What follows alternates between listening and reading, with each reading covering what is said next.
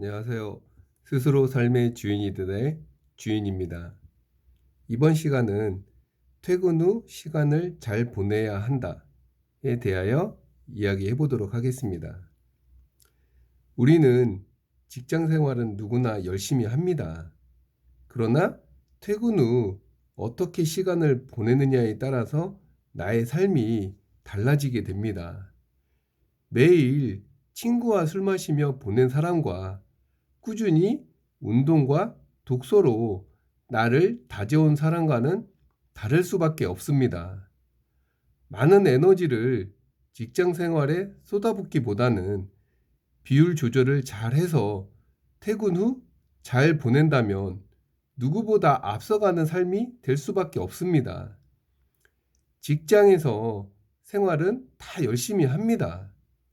파김치가 되도록 에너지를 다 쓰고 퇴근 후에는 지쳐 쓰러져서 아무것도 하지 못한다면 삶은 달라질 수 없습니다. 퇴근 후에 어떻게 보낼지 잘 계획을 세워 보시기 바라겠습니다. 그럼 손자병법 형편 3. 지혜로운 장군의 공로는 본인밖에 모른다. 시작하겠습니다.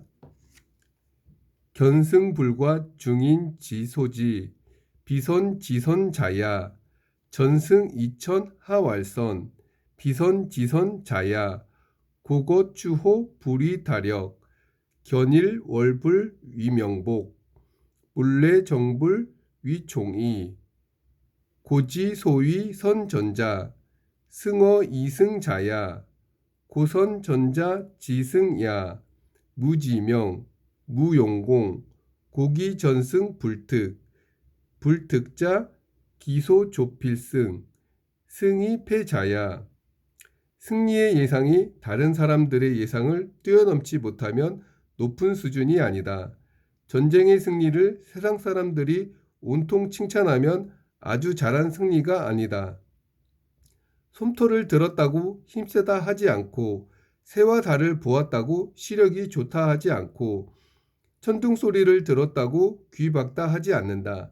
옛날에 이른바 전쟁을 잘하는 사람은 쉽게 이길 전쟁에서 이겼다. 그러므로 전쟁을 잘하는 자의 승리는 지혜로운 명성이 없고 용맹스러운 공운이 없다. 따라서 그런 자의 승리는 실수가 없는데 실수가 없다 함은 조치한 바가 필승이니 이미 패한 자는 이겼던 것이다. 승리의 예상이 다른 사람들의 예상을 뛰어넘지 못하면 높은 수준이 아니다. 사람마다 모두 알아볼 수 있는 승리를 당신도 알아챘다면 그것을 가지고 무슨 능력이라고 하겠는가? 이에 대해 조조는 다음과 같이 간명하게 해설했다. 반드시 싹트기 전에 봐야 한다. 사건이 발생하기 전에 조짐이 드러나기 전에 당신이 그 사건과 조짐을 예상하고 통찰할 수 있어야 비로소 능력이라 할 수 있다는 뜻이다. 우리가 어떤 일을 평가할 때 항상 하는 말이 있다. 결과를 보자. 결과가 모든 것을 말해준다. 그런데 결과가 꼭 문제를 설명해 주지는 않는다. 오늘의 결과는 어제의 결정에서 나온 것인데 그 결정은 바꾸었다고 하여 그 결과가 이보다 나을지 못할지는 어느 누구도 과거로 돌아가 시도해 볼 수 없다. 과거는 돌이킬 수 없기 때문이다. 게다가 결과에 대한 인식이나 해석도 사람마다 각양각색이다. 그러니 우리가 논의할 수 있는 것은 영원히 미래에 대한 판단일 뿐이다. 그런데 그 미래에 대한 판단은 사람마다 더욱 각양각색이지 않은가 말이다. 이전은 이렇게 해설했다. 예상이 일반 사람의 예상을 뛰어넘지 않으면 훌륭하다고 할 수 없다. 당신이 보는 것이나 일반인이 보는 것이나 별 차이가 없다면 그것을 능력이라고 할 수 없다는 뜻이다. 다른 사람들이 볼 수 없는 것을 볼 수 있어야 한다는 것이다. 대장군 한신이 조나라를 격파할 때 유명해진 작전이 배수진이다. 한신이 새벽녘에 군대를 이끌고 정령구를 나서면 조반 시간을 공포했다. 조나라를 제압하고 아침을 먹자는 것이다. 휘하 장군들은 대장군의 포고를 믿지 않았기에 다들 건성으로 대했다. 이어서 광무를 뒤로하고 진을 치기 시작하자 조나라 군사들이 보면서 폭소를 터뜨렸다. 그런데 결과는 한신의 군대가 조나라를 격파했고 승리를 확실한 시각이 딱 조반을 먹을 시간이었다. 한신은 남들이 볼 수 없었던 전황의 결과를 미리 내다볼 수 있었던 것이다. 한신이 미리 내다볼 수 있었던 것은 구체적으로 무엇이었을까? 오합지졸을 몰고 전쟁을 할 때 배수진을 치면 퇴로가 없으니 사병들이 필사적으로 싸울 것임을 미리 알았다. 또한 양쪽 군대가 접전을 벌일 때 2,000명의 기병을 적진으로 투입하여 조나라 군기를 모두 뽑고 한나라 군기로 대체한 뒤 조나라를 패했음을 고함치는 순간 조나라 군대는 전의를 상실하고 산산조각이 날 것도 사전에 예상했다. 전쟁의 승리를 세상 사람들이 온통 칭찬하면 아주 잘한 승리가 아니다. 당신이 전쟁에서 승리했을 때 세상 모든 사람들이 대단하다고 칭찬했다면 그것은 훌륭한 승리가 아니고 또한 전쟁을 매우 잘한 것이 또 아니라는 뜻이다. 손자의 기준으로 판단하면 한신의 배수진 승전을 잘했다고 볼 수 없다. 왜냐하면 그런 일은 아주 발생할 수 없고 또한 항상 자신할 수 있는 일도 아니기 때문이다. 가령 당신이 1만 병력을 이끌고 20만 대군을 격파했다고 하자. 그런 일이 발생하면 세상의 이름을 날릴 것이다. 아울러 세상 사람들은 모두 당신을 대단한 인물로 칭송할 것이고 2000년 후의 역사책에도 당신의 사례가 대서특필될 것이다. 그런데 당신이 만일 20만 대군으로 적군 1만 명을 격파했다면 어떻게 될까? 아마 당신을 기록할 자는 없을 것이다. 그러나 생각해보라. 1만 명으로 20만 대군을 격파할 확률은 얼마나 될까? 지극히 낮다. 도대체 군대를 어떻게 지휘하는 자이기에 불과 1만 명의 병력을 몰고 감히 적이 20만 대군의 전투를 벌인단 말인가? 행운도 따랐고 아울러 상대방 장군이 바보인 덕분에 천만다행으로 승리했을 뿐이다. 한신이 배수의 진을 이긴 전쟁은 당초 계산으로도 그리 쉽게 이길 수 있는 전투는 아니었다. 그가 정형구를 나서기 전에 조나라의 전략가 광무군이 조나라 승상 진여에게 전략을 진언했다. 정형의 도로는 좁아서 마차가 나란히 지날 수 없고 기병이 열을 지어 통과할 수 없습니다. 이렇게 수백리 이어진 협곡을 행진하려면 군량미를 실은 수레는 부득이 가장 뒤편에 따라오게 되어 있습니다. 장군께서 소인에게 3만 병력만 주신다면 샛길로 잔입하여 군수물자 부대를 끊어버리겠습니다. 장군께서는 요새를 굳건히 쌓고 방어만 하시면 됩니다. 한신 군대가 앞으로 공격할 수도 없고 뒤로 물러설 수도 없는 상황에서 소인의 3만 병력이 태강로를 차단해 버리면 열흘이 못되어 한신의 머리통을 장군께 대령할 수 있나이다. 그런데 진여는 듣지 않았다. 한신은 광무군의 진원이 묵살되었다는 첩보를 접하자 안심하고 진군했다. 조나라를 격파하기 직전 한신은 긴급 명령을 내려 광무군을 생포하는 자에게는 천금을 준다고 선포했다. 그리하여 광무군은 한신 앞으로 끌려왔다. 한신은 친히 포승을 풀어주고 동양으로 앉힌 뒤 자신은 서양으로 앉아 스승의 예로서 대접했다. 앉을 때는 동양이 상석이었다. 한신은 광무군에게 가르침을 청했다. 제가 북쪽으로 연나라 지역을 공략하고 동쪽으로 제나라 지역을 평정하려고 합니다. 어떻게 하면 좋겠습니까? 광무군이 대답했다. 패장은 용기를 말할 자격이 없고 망국의 신하는 살아있을 자격이 없다고 했는데 지금 소인은 패전하여 망국의 신하가 된 몸이니 어찌 대사를 논할 수 있겠습니까? 한신이 말했다. 백리해가 우리나라에 있자 우리나라가 망했고 진나라로 가자 진나라는 맹주가 되었지요. 백리해가 우리나라에서는 멍청했다가 진나라로 들어가자 갑자기 총명해졌겠습니까? 그저 발탁이 되었느냐 아니냐, 전략이 채택되었느냐 아니냐에 달렸을 뿐입니다. 가령 진여가 선생의 전략을 채택했다면 저는 이미 생포되었을 것입니다. 선생의 전략을 묵살했기에 제가 이렇게 선생을 모시게 되었습니다. 그리하여 광무군은 한신을 위해 전략을 제시했고 한신은 광무군의 전략대로 하여 연나라 지역을 가볍게 굴복시켰다. 조나라 입장에서 말하자면 진여는 한신에게 패한 것이 아니라 실은 스스로에게 패했다. 광무군의 건의를 받아들이면 진여는 필승이었으나 받아들여지지 않았다. 그 순간 진여는 이미 패한 것이다. 한신이 일단 정형구를 나서면 아무도 막을 수 없기 때문이다. 그 밖에 어느 시간에 조반을 먹자고 공포하는 대목은 옛날 이야기를 좋아하는 이들이 흥미진진하게 가미한 무용담일 뿐이다. 그런 무용담을 세상 사람들이 온통 칭찬하지만 사실상 언제 조반을 먹느냐는 것은 이 전쟁에서 중요한 문제가 아니다. 솜털을 들었다고 힘세다 하지 않고 해와 달을 보았다고 시력이 좋다 하지 않고 천둥 소리를 들었다고 귀 박다 하지 않는다. 추워는 가을털, 즉 짐승이 겨울을 나려고 늦가을에 털갈이를 하는데 그때 나기 시작하는 솜털로 그 솜털 한 오라기를 들었다고 하여 그 사람의 힘이 세다고 할 수 없다. 지구상에서 낮에 가장 밝은 것이 태양이고 밤에 가장 밝은 것이 달인데 그런 해와 달은 맹인이 아닌 이상 누구나 볼 수 있으니 해와 달을 볼 수 있다고 시력이 좋다 말할 수 없다. 귀머거리가 아니라면 천지를 진동하는 천둥소리를 왜 못 듣겠는가? 그러니 천둥소리를 들었다고 그 사람의 청력이 좋다고 말할 수 없는 것이다. 옛날에 이른바 전쟁을 잘하는 사람은 쉽게 이길 전쟁에서 이겼다. 진정으로 전쟁을 잘하는 장군은 쉽게 이길 수 있는 적을 이기는 자이다. 심지어 이미 패전한 자를 이기는 장군이다. 조나라 장군 진여가 광무군의 건의를 받아들이지 않은 그 순간 이미 한신에게 패배하지 않았는가? 그러니 한신이 승리한 것도 실은 이미 패배한 조나라 군대를 이긴 것에 불과하다. 이미 진 자를 이기는 자, 이 구절을 다시 한번 강조하고 싶다.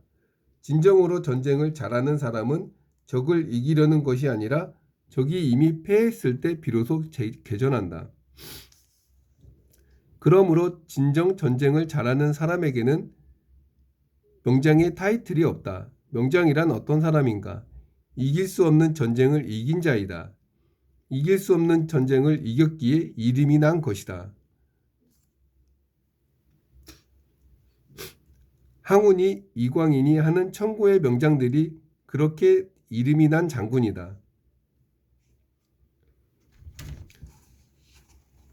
하지만 진정 전쟁을 잘했던 장군은 어떠했을까? 그들은 사전에 충분히 준비하고 또한 절차에 따라 순서대로 수행하기에 한치의 실수도 없다. 그들이 전쟁에 이기는 것은 당연하지 않겠는가? 당연한 일은 사람들의 관심 받기니 그들은 명장이 될 수 없는 것이다. 흥미로운 질문이 있다. 손자병법을 저술한 손자 본인은 명장이었을까? 손자의 명성은 손자병법에서 비롯된 것이지 어떤 전쟁에서 멋진 승리를 거두었다는 역사적 기록이 전혀 없다.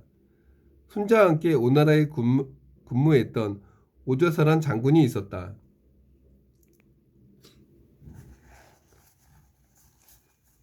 오자서야말로 강렬한 슈퍼 명장이었다.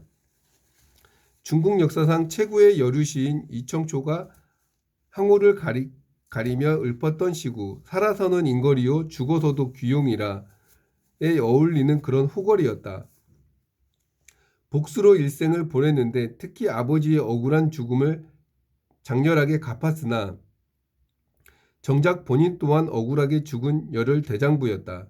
그런데 손자는 오나라로 들어가 장군이 되자 많은 공헌을 했다고만 그저 밋밋하게 기록되어 있을 뿐 구체적인 이야기는 기본적으로 결여되어 있다.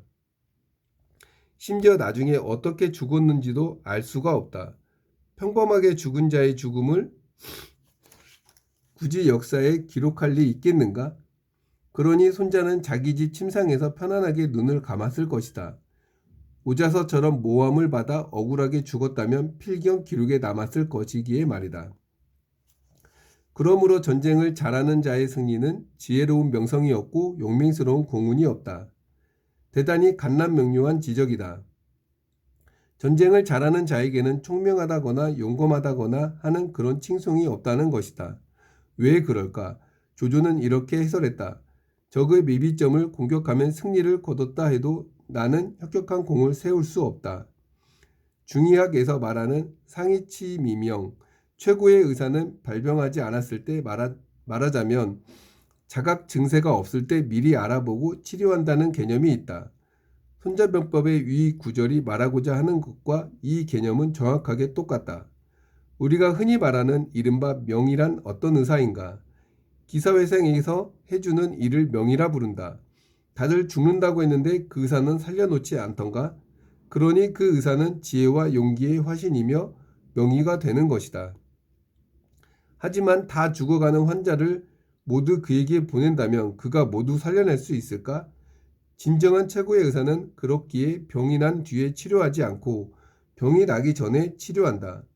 당신이 아직 병이 나지 않았지만 그는 당신을 보면 조짐만으로도 장차 어떤 병에 걸릴 것인지 눈치챈다. 그리하여 당신에게 예방책을 알려주어 당신이 그대로만 하면 당신은 그 병에 걸리지 않게 되는 것이다. 이 지점에서 문제가 제기될 수 있다. 당신이 어떤 병에 틀림없이 걸릴 것이라는 증거가 있는가? 이건 사기가 아닐까? 과연 의사가 예견하여 병에 걸리지 않았는가? 당신 본인은 알 수 없을 것이다. 그러나 의사는 안다. 아주 고명한 의사는 안다. 하늘은 알지 않겠는가? 그러나 이런 내용은 기자가 기사로 쓸 수 없다. 당신이 장차 당뇨병에 걸리게 되어 있는데 의사 말을 들었더니 당뇨병을 면했다고 하자.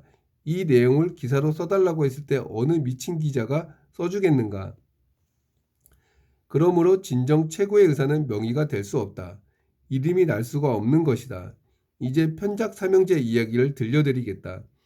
위 문호가 명의로 알려진 편작에게 물었다. 선생 삼형제는 모두 의사인데 어느 분의 의술이 가장 좋소? 편작이 답했다. 큰형이 제일 좋고요. 둘째 형은 조금 떨어지고 막내인 제가 가장 못났지요. 위 문호는 고개를 갸우뚱했다. 편작이 말을 이었다. 큰형은 병을 치료할 때 발병하기 전에 치료합니다. 환자 본인이 병에 걸렸다는 자각 증세도 없을 때 큰형은 이미 알아채고 약을 써서 병의 뿌리를 뽑습니다. 환자들은 자기 병이 나았는지를 모릅니다. 그러니 어느 환자가 잘한다고 하겠습니까? 동네 사람들 사이에서도 이름이 안 났으니까요. 하지만 저희 형제들은 압니다. 큰형의 의술이 최고지요. 둘째 형은 병이 막 났을 때 정확한 별명을 알아내고 바로 치료합니다. 환자는 약간의 자각 증세는 있으나 고통을 느끼는 상태는 아닙니다.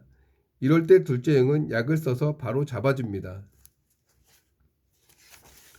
그래서 그런지 동네 어른들은 둘째 형이 잔병을 잘 치료한다고 말합니다. 동네에서는 이름이 좀 낮지만 옆 동네 사람만 해도 둘째 형의 이름을 잘 모릅니다. 저는 동작이 좀 큽니다. 제가 맞이하는 환자들은 병이 깊어서 그 고통을 이루 말할 수 없고 가족들도 공포강에 안절부절 못합니다. 이때 저는 환자의 경맥에 장침을 찔러 상한 피를 뽑아내고 환부에 도약을 발라 도구로 독을 치료하기도 합니다. 중환자들의 통증이 완화되기도 하고 간혹 완치가 되기도 합니다. 그러니 세상 사람들은 제가 최고인 줄 알지요. 명장은 명의처럼 어느 누구도 이길 수 없는 전쟁을 이긴다. 그런데 진정으로 전쟁을 잘하는 자는 감격적이고 눈물겨운 전쟁을 치른 적이 없다. 마른 풀과 썩은 나무를 꺾듯 가볍게 승리했기 때문이다. 메우시는 이렇게 해설했다. 큰 지혜를 가진 자는 자랑하지 않고 큰 공을 세운 자는 떠버리지 않는다. 미세한 승기를 알아보고 쉽게 승리하니 세상 사람들에게 무슨 대단한 용기로 보이겠는가? 무슨 대단한 지혜로 보이겠는가? 하씨는 이렇게 해설했다. 문제가 되기 전에 해결했으니 누가 지혜롭다 하겠는가? 싸우지 않고 굴복시켰으니 누가 용감하다 하겠는가? 굴칫거리가 되기 전에 해결해 버린다면 문제가 될 것이 없다. 문제가 되지 않으니 해결할 것도 없다. 해결할 일이 없는 사람은 노는 것처럼 보이는데 그런 자를 누가 지혜롭다 하겠는가? 혈전을 찌르면 천신만고 끝에 이겼다면 다들 용감하다고 칭송하겠지만 전쟁을 하기도 전에 상대를 행복하게 만들었다면 누가 그를 용감하다고 하겠는가?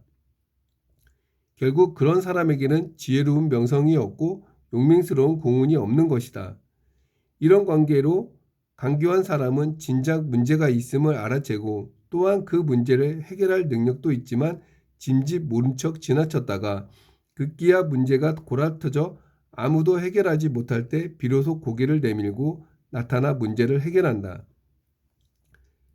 사람들은 모두 그의 공로를 인정한다. 그는 자신의 공로가 묻혀버리는 것을 견딜 수 없었기 때문이다. 이런 일이 계속된다면 불필요한 손실과 위험이 발생할 것이다. 어떻게 할 것인가? 뾰족한 방법은 없다. 회사로 말하면 사장님, 왕조로 말하면 임금님, 현재로 말하면 대통령이 그저 명석할 수밖에 없다. 돌이켜보면 유방은 그런 총명한 임금이었다. 황후를 제압하고 중국을 통일하여 한나라를 건국했을 때 일이다. 이제 농공행상을 해야 하지 않겠는가? 유방은 소하의 공운을 최고로 쳤다. 창칼을 뚫고 전쟁터를 누비던 장군들은 불만을 터뜨렸다. 우리는 목숨을 걸고 전투를 했고 소하는 후방에 앉아 있었다. 그런 자를 최고로 치다니 승복할 수 없다는 것이다. 유방이 설명했다. 제군들은 사냥하는 걸 봤겠지. 사냥꾼은 전체적으로 기획하는 자이다. 노선을 파악한 뒤에 사냥감의 흔적을 발견하면 사냥개를 불어 추적한다. 자네들은 공구, 그 공운의 사냥개에 해당한다. 그런데 소화는 공인, 그 공운이 사냥꾼이다. 사냥개와 사냥꾼 중에 누구의 공운이 더 높은가? 장애는 이렇게 해설했다. 암암리의 전략을 수행하여 적군이 공수의 모습을 갖추기 전에 공격하여 승리를 거두니 세상 사람들은 적을 계산하여 제압하는 승자의 지혜를 들 수 없고 또한 적의 깃발을 뺏고 적장의 목을 베는 공로를 볼 수 없다. 그런데 마치 유가 전투에 공로가 없던 것처럼 유의 유방의 또 한 명의 사냥꾼 장량을 가리킨다. 그러므로 임금님이 유방처럼 총명한 분이 아니라면 진정 지혜로운 장군의 공로는 본인밖에 모른다. 외로움과 쓸쓸함을 견뎌야 하니라. 당신의 지혜가 높은 탓이니 누구를 원망하랴. 우리는 승리하고 이기면 자랑하고 싶어 합니다. 나의 성공을 알리고 싶어 하죠. 마땅히 승리하는 자는 사전에 충분히 준비하고 움직였기에 명성에 연연하지 않습니다. 내가 원하는 삶을 살 수 있는 것이죠. 욕심이 지나치면 권력투쟁에 휘말리게 됩니다. 승리에 독취되어 자랑보다 겸손과 지혜를 발휘할 때입니다. 그럴 때 오히려 명성과 칭찬이 찾아오게 되는 거죠. 우리는 준비가 필요합니다. 성공한 사람들은 꾸준한 독서와 자기와의 시간을 가지며 기회를 잡기 위한 준비를 했습니다. 퇴근 후에 막연하게 보내는 시간은 아무것도 얻을 수가 없으며 기회도 볼 수가 없습니다. 퇴근 후 꾸준한 독서와 나를 성장시키면 삶이 달라지며 성공도 찾아오게 되는 거죠. 매일 성장하는, 행동하는 내가 되길 바랍니다. 그럼 저는 다음 시간에 뵙겠습니다. 감사합니다.